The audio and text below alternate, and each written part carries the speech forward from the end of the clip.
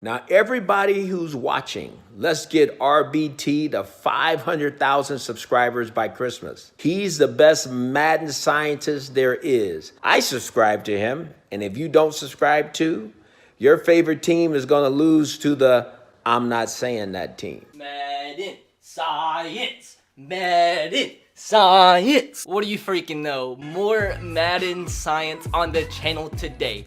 As obviously, there remains 2 winless teams in the NFL through week 8. Well, actually, as you're watching this, it's probably halftime of the Dolphins-Steelers Monday Night Football game, but odds are with how things are going, the Dolphins are going to lose. The Dolphins are going to lose and still be winless after tonight, as the Cincinnati Bengals, Miami Dolphins are the 2 remaining winless teams currently throughout this NFL season. Crazy enough, later in December, the Bengals and Dolphins do play each other, so that might actually be the Tua Bowl. Whoever loses that game will probably get Tua with the first overall pick. But today we take Madden science as we use it to conduct an NFL experiment. Yes, these 2 teams in real life might be winless on the season, but if you took both teams and combined them into one and made one team of both winless teams' best players, could this team actually be good enough to go throughout a full NFL season and maybe even make the playoffs? The best players from 2 winless teams, it's 2 complete rosters of NFL athletes. Could you combine them into a team and make the playoffs? And that's what we are going to do today in today's edition of Madden Science. So with that said, hopefully you guys do enjoy today's video, and if you do, make sure to smash that like button. Let's see if we can smash 2,000 likes on today's experiment. Make sure to subscribe if you are new and turn on the notification bell if you haven't, so not miss any of the experiments on the channel. And also make sure to leave your suggestions in the comment section below for future experiment ideas, for a chance for your idea to be turned into an actual video. Also, once again guys, like I said, make sure to subscribe if you haven't, because if we do hit 400,000 subscribers by Christmas, we're going to be upping my Christmas giveaway from last year. Last year at Christmas, we gave away 2 Xbox One X's and 2 PS4 Pros. And if this year we do hit 400K by Christmas, that's going to be up to 3 Xbox One X's and 3 PS4 Pros. A massive giveaway, and that's only if we can hit 400K by Christmas. So if you haven't subscribed, take a millisecond, click that button so we can get to 400K by Christmas, and it's definitely possible. So with that said, dudes, I'm excited to see if these 2 winless teams can combine to make the playoffs. Now, first bit of business, let's see what this team actually looks like. It's a 79 overall, and as you guys know, at one point in this season, the Dolphins were a 63 overall team by themselves. So it's a pretty big upgrade for the Dolphins, as we are using the Dolphins, just because I personally believe they're the worst of the 2, and that's the question for today's video. Let me know in the comment section below, which winless team, the Bengals or the Dolphins, do you think is the worst? And who do you think will win in the Tua Bowl later this season? But as mentioned, they are 79 overall, 77 offense, and an 83 defense. We've seen in all these experiment videos that we have done, we've seen teams actually lower overall than this go on and make a push in the playoffs. So this team is actually definitely capable of making a Super Bowl run, as we've definitely seen some crazy things in these experiments throughout the years. But the main question is, these 2 teams, these players, obviously at this point in the NFL season, they're not winners. Obviously, they haven't won a game this season. So with this team being compiled of players that don't necessarily know how to win, can they come together as one unit and make a push? But starting quarterback for this team, Andy Dalton at a 77 overall, Ryan Fitzpatrick backing him up at a 71, and Josh Rosen at a 70 overall. Starting running back for this team, going to be another Bengal, Joe Mixon at a 75 overall, with Kenyon Drake, who actually probably shouldn't be in this experiment. He actually is about to be traded. He just got traded to the Cardinals, I believe. So before we actually do the simulation, we will go ahead and actually release him into free agency, because he literally just got traded like 30 minutes before I actually made this roster. So Giovanni Bernard backing up Joe Mixon with Kalen Ballage behind him, and Mark Walton will be the number 4 running back. Starting fullback today, Chandler Cox, as there's only 1 fullback on both rosters. Now the wide receiver core actually is pretty sick. AJ Green back from injury. He's going to play a full season. So AJ Green, Tyler Boyd, the top 2 receivers are Bengals, and it's crazy. Every starter we've seen thus far is from the Cincinnati Bengals. So once again, it shows you how bad the freaking Dolphins are. Devontae Parker, though, going to get some reps at the slot receiver, 80 overall. Albert Wilson, 79. John Ross, 76. And Jakeem Grant at a 74. It's actually not a bad wide receiver core.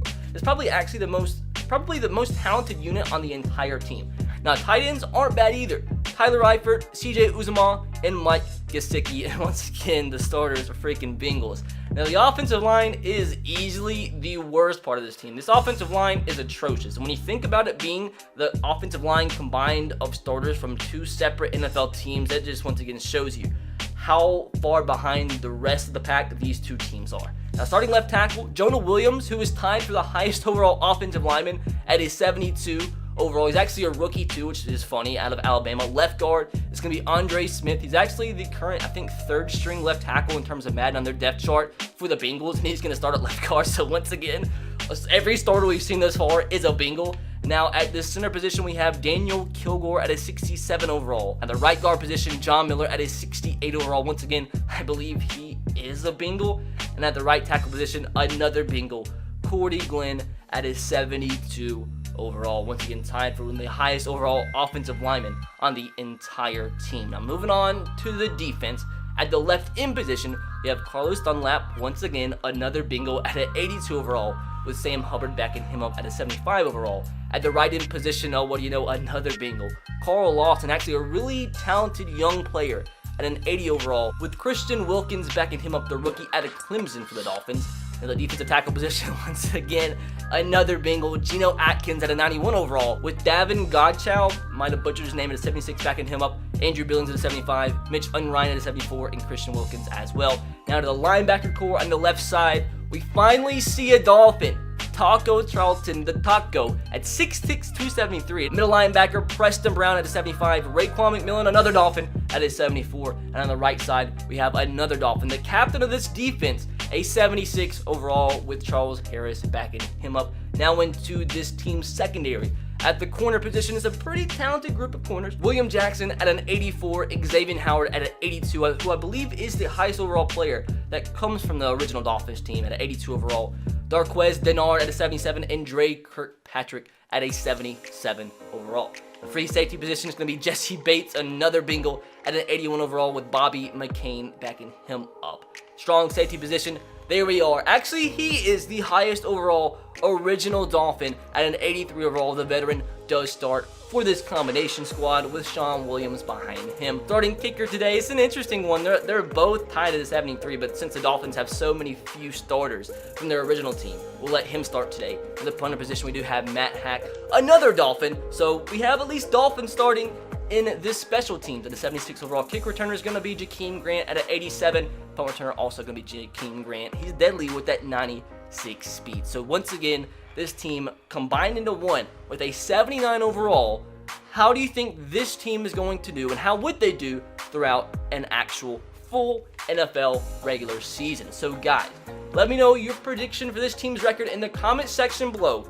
And also, once again, let me know in the comments the question today: who is the worst of the two NFL teams, the Bengals or the Dolphins? I'm going to say this team, even though they're two teams combined into one, my guess is going to be 7-9. If they do make the playoffs, I'm going to be shocked. Well, I wouldn't really be shocked. I mean, it's freaking Madden 20. We know how bad the simulation is in Madden. But my guess, 7-9, look at it, dude.